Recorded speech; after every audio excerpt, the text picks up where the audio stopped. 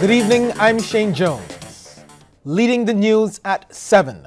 There's mixed reaction to a string of videos circulating on social media, apparently showing a mother mistreating her toddler.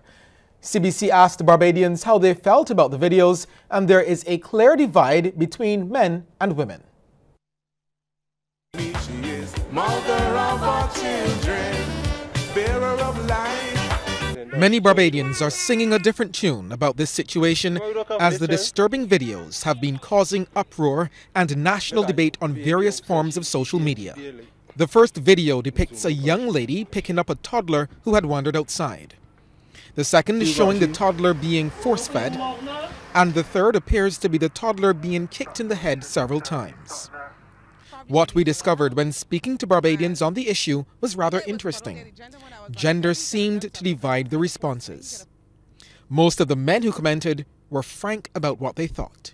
Whatever frustrations she may have, she shouldn't take it out on the child, right? And whatever frustration she may have with the father or whoever, she shouldn't take it out with the child. Because in my opinion, that is a major case of abuse.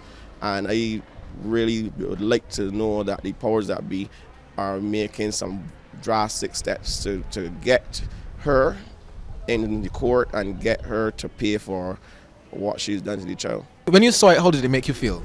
It just made me feel unappreciated to see that a toddler like that, I know what's going on, should be getting care from her mother, you know what I mean? But she won't locking up. As a man watching that and seeing that with your eyes, what did it make you feel? Man, that made me feel real bad. That made me feel that, to me, she ain't even a good mother. She ain't a fake mother. That's the honest truth. And to me, she doing re-study. She told she hadn't even left it there. That's the honest truth, daddy. And got all women should be not mothers neither. Or got some real fake mothers in this thing for real. Some females had a different view and opted not to be shown on camera. I think that their mothers like that really just need help. A lot of people lash out at, you know, things that they see on social media, but she obviously has a problem.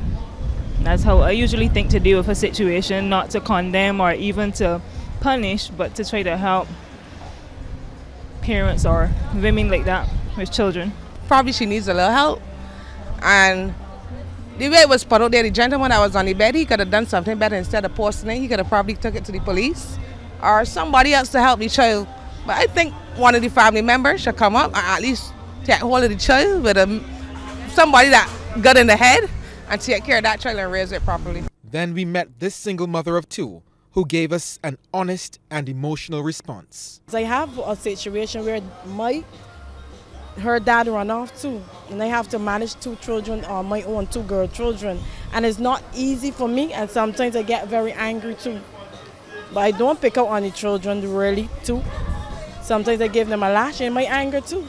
Not that I want to abuse them, but I know how the mother is feeling it off today. It's not easy for some mothers. Holding children and manage them, taking them to school, going for them on their own. Sometimes they have no food for them. A mother don't feel good, and sometimes the anger is built out on how the fathers is treating the children, and that's how the mothers sometimes is taking out on the children. Not that they should get locked up for it. They just need someone to talk to tell them their story. The Royal Barbados Police Force has confirmed it is investigating the videos. The nagging problem of cowitch is back in the news again. This time it's causing disruption at a Christchurch primary school. Lorna Jones reports. Shortly after the start of the school day, parents and guardians of students at the Blackman and Gollop Primary School received the call to come and collect their children. The reason? An environmental issue revealed to be cowitch, which was found to be growing in a field opposite the school. As this parent told us, it's not the first day students and staff at the school have been affected by cowitch. Yes, it was closed yesterday around the same time after we drop off our children early in the morning. Around minutes to 10, we got a call saying that the school was closed because of the environmental issue that would be the cowitch. And this is not the first time that it's happening. The cowitch has been a very tedious issue in this school. Around this time last year, the school was also closed for the same reason. Parents say it's an issue that needs to be handled properly. The school is here, the school can't move in a hurry. So the government and all the authorities got to get together and try to solve the problem. But it's a problem. Parents were advised that controlled burning of the areas where the cabbage is growing is to be carried out this week. This parent will not have to worry, as she will be at home to take care of her children. But she says although others are aware of the plan, they may still be left scrambling to make alternative arrangements, as the school would have to be closed. That is a really big headache for other parents that have to work and then take the children. They don't know where to put them. Some were already forced to make alternative arrangements to have their children collected. One of the parents called me and told me to have to collect the child, so it's just told it's an environmental issue. I'm not 100% sure what it is, but I come to do my job. Officials at the Ministry of Education confirmed that discussions about the controlled burn were ongoing with the Ministry of Health and the Fire Department, and said an official statement would be issued once these discussions were concluded. Lorna Jones, CBC News. Thanks, Lorna. The Ministry of Education has since issued a statement noting that the Blackman and Gollop School will be closed for the remainder of this week due to environmental issues. Barbados will be utilizing part of a US $34 million loan from the Inter-American Development Bank to help modernize the island's gas infrastructure. That's according to Minister with responsibility for energy in the Prime Minister's office, Senator Darcy Boyce. He made the comment during the project launch of the IDB's deployment of cleaner fuels and renewable energies in Barbados. It's been a long time since it has been upgraded, and we do have some issues in it, and we are part of this loan is to deal with those issues and to make sure that we have a safe natural gas network in the country, a safe and modern one. And part of that is to make sure that is to enable us to be able to import natural gas and get it into a form that we can get into people's homes and to businesses, and also into the power company. The minister added that government is ultimately seeking to become a major producer of renewable energy, and this will help to reduce operating costs and emissions. It also helps the National Petroleum Corporation and the Barbados National Oil Company to change some of their older equipment that is now using fossil fuel to generate power for that equipment, to using renewable energy to generate the power that they need to run the system. And that is also part of the effort to reduce the noxious emissions, as well as reduce their costs of operation and move us towards more renewable energy. Further, the project gets the National Oil Company into becoming a major producer of renewable energy, either by wind or solar or both. And I think that they can go up to close to 1 megawatt of capacity from that exercise. Not only are tourists flocking to Barbados, but they are also spending more money. Parliamentary Secretary in the Ministry of Tourism, Senator Irene Sandiford Garner, says guests spent over $40 million more last year than they did in 2016. She made the disclosure during today's estimates debates in the Senate. According to preliminary estimates from the CTO, the Caribbean Tourism Organization, total visitor expenditure for the period January to September 2017 totaled $800.7 million, 5.3%, or $40.4 million more than the $760.3 million estimated to have been earned in the corresponding period of 2016. With the creation of the BTMI, Senator Sandiford Garner says more emphasis has been placed on the different aspects of marketing. This has resulted in greater numbers from source destinations. We saw robust growth from the United States in most months, ranging from 9% in October to 33% in August. And of note is the performance in April, where arrivals grew by 32.2%. Now, added to this performance is the fact that during the months of June, July, and August, there were more visitors from the United States than the United Kingdom, which, as I said, is our main market. And this outpacing was also seen in 2016. So for 2 consecutive years, the United States has outpaced the United Kingdom as our major market. During a joint St. Michael branch meeting, Tourism Minister and Acting Prime Minister Richard Seeley says he's proud that during his tenure, the residents of St. Michael South Central were beneficiaries of 2 housing projects in Stewart's Lodge and Valerie. He is particularly pleased with the completion of Stewart's Lodge. Stewart's Lodge was talked about for a very long time and was actually put on the drawing board by the last government. They stopped it when they lost the seat in 2003. And we put it back on the front burner. We struggled, money was scarce, but we made it happen. St. Michael South Central had never had a public housing project before. Stewart's Lodge was the first. If Barbados is to overcome the problem of youth violence, they will have to be fully engaged and armed with the truth. So says candidate for St. Michael Southeast Rodney Grant, while pointing out that the youth hold the key to the country's future. There's nothing to learn in the story that they're telling. And I'm particularly concerned about that.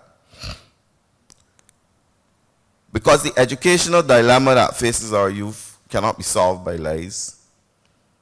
The economic problems that face our young people can be solved by lies. The social issues that they face right now cannot be solved or determined, resolved by posturing. DLP candidate for St. Michael East, Nicholas Allen, also weighed in on youth violence, saying one way to address it is to keep them occupied with wholesome activities. One of the things that I would try to do, especially in the St. Michael East constituency, is try to implement programs that these youngsters would have something constructive to do. You know, rather than gravitate towards the blocks and stuff, there's a lot of things that we can do. We can do it through sports, through community programs. There are lots of things that we have planned for the youth, especially the boys of St. Michael East. Okay, we'll take a short break here and come back with more news. With Barbados' premier agricultural showpiece set to be held this weekend, a move is on to attract more major sponsors and exhibitors of the annual agricultural show. Joining us live now to discuss AgroFest is Chief Executive Officer of the Barbados Agricultural Society, James Paul. Mr. Paul, good evening. Good evening. Thank you for joining us tonight. So let's get straight to it. AgroFest 2018, the format. What format will it take? The format actually remains the same, except that for instance, one of the things is that, you know, on Fridays, we have a bit of a shake-up here because what we are also trying to do on Fridays is to introduce more or other items that would interest patrons. So for instance, one of the things that we are going to look at is how do we involve, we're going to look at the whole area of dance, more creative dance than anything else. In the evening, because the thing is really that, you know, we went with the nation in terms of doing a format as far as karaoke, but we're going to change that up a bit. One of the other things is too that on Fridays, we are going to be more interactive with the school children in order to make sure that, you know, we have something interesting happening throughout on Fridays. So that's one of the big things we're trying to do, to look at Fridays to make it more interactive. And of course, we incorporating everything on Fridays in terms of the general public can attend, but we want though to keep it a certain way at the same time. Okay, you're talking about looking out for your patrons, and you mentioned school children. You know, school children are a big part of AgroFest every year. Usually you have the bus system for them. I know the Transport Board has been having some problems with its fleet. Is everything still on for the school children and the buses? Everything is still on for the children. What we've found is that the schools themselves have been able to work around that, and you know, we still have the schools coming, so that is not a problem. And you know, the usual schools who are there, they're coming. Just one point though, in terms of that, is that we are very mindful of what is happening out there in society, because you know, we saw the recent things involving school children. Yes. What I want to say though is that, you know, we have had no major incidents at AgroFest. We are insisting that we're not going to have any. The security is still good, and patrons, we want to make them feel comfortable. So to that extent, we are paying particular attention to that, to ensure that only persons who are like persons who are likely to cause trouble, we don't have them around the event at the same time. Okay. You're talking about security, and you're talking about the ease in which the patrons can enjoy the the festival. There's been a change in ticket prices this year? Yes, we've actually reduced the ticket prices a bit. So what we have is that $15 is the entrance at the gate and $13 box offices. Okay.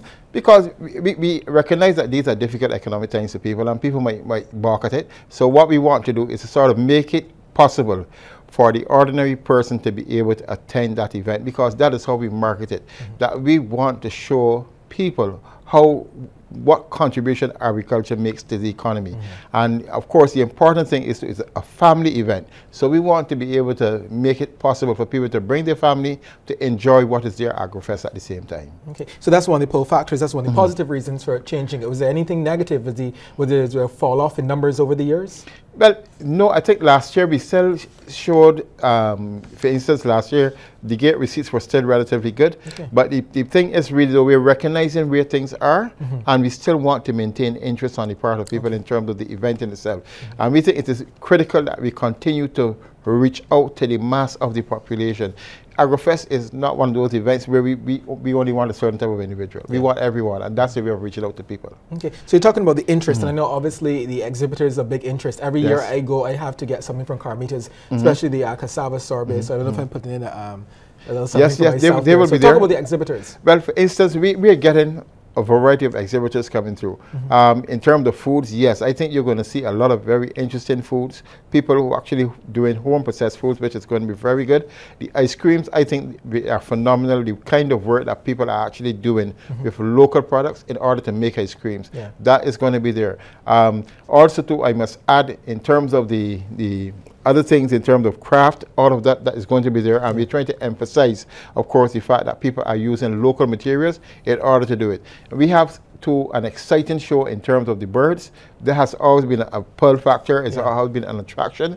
And I just came from a meeting in the park in relation to the animal exhibitors, and they're extremely enthusiastic. You'll be surprised really that right now we have over 128 sheep by itself in the category. Oh, over 120? 28 sheep, all for judging alone. And besides that, we actually have, that does not include the other things like the cattle. We also have goats, we also have the rabbits, we also have the pigs. The thing is really that what we have is a well-structured event in which I am sure the patrons will be able to enjoy themselves at the same time. Okay, any exhibitors from overseas? No, we don't have any exhibitors from overseas. We have an overseas judge, however, because and we had to change around the overseas judges. Okay. Because what we recognize is that we usually bring in a judge from the US, but this time we are bringing a judge from the Caribbean, from out of Trinidad. He's an experienced judge. He judged before, but we like to rotate the judges. Reason being that, we don't want to have it stay still in terms of the quality of the judging. So we like to change it up a bit. And some farmers, sometimes they like to see that change because they get different experience depending on the judge that you actually have at that particular show. Okay. So the brand AgroFest over the years, from where you sit, how do you see it? How has it grown? How has it developed? But I think it has developed quite nicely. And one of the things that we have found this year, too, we are working much more closely with the, I think, the Barbados Tourism Product Authority. And we are seeing greater cooperation from them. As a matter of fact, last year, our visitor attendance actually rose as a result of the participation of that particular authority. And we expect, even though they are sponsors of the event this year, along with, of course, our major sponsors at Pinnacle Feeds, but we find that working with them, we are seeing now an increase in the amount of visitors who are actually coming. And not only that, we are seeing the phenomenon now where visitors are actually booking their vacation stay just about the time that you have AgroFest. Okay. So we talked about AgroFest over the years. We talked about the format for this year. Where do you see AgroFest in 5-10 years? What do you want it to become? I think what we want to see in AgroFest over the as we go on and we get younger people involved is a greater showcase of Barbadian ingenuity. This year, the theme is Youth Farming the Future. The reason why we emphasize that theme this year is that we think that we are on the cusp of something great when it comes to youth and agriculture.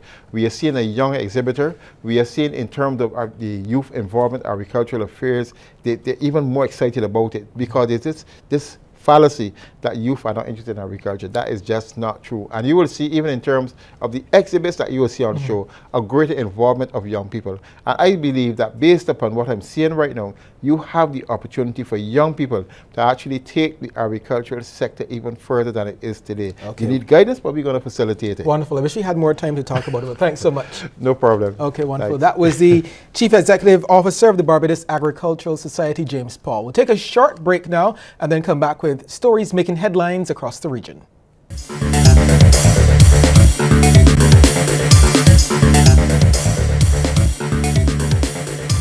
A threatening voice note sent to a teacher by a 17-year-old student has the full attention of Education Ministry officials and school administrators in Jamaica. The Education Ministry, through a press release, indicated that it will be assisting the police with a psychological assessment of the student that is alleged to have made threats of violence and murder in the voice note. The student and his parents were taken in for questioning by the counter-terrorism and organized crime detectives. In the over 10 minutes long voice note, the student expressed his frustration with his peers who did not answer their phones when he called after they had vowed to always be there for him. In the voice note, he is heard explaining how he would carry out acts of violence, stating that he was aware he might be arrested and likened his actions to a social experiment. He also complains about being ostracized and society putting him in a box of sickos. Before he lists close to 20 names and made a threat, also stating that he knew where they lived. Yesterday's riots in East Port of Spain, Trinidad and Tobago, prove the need for anti-gang legislation. That's according to the country's Attorney General, Faris Al-Rawi. According to him, the riot was a response from the neighborhood as a result of law enforcement activities.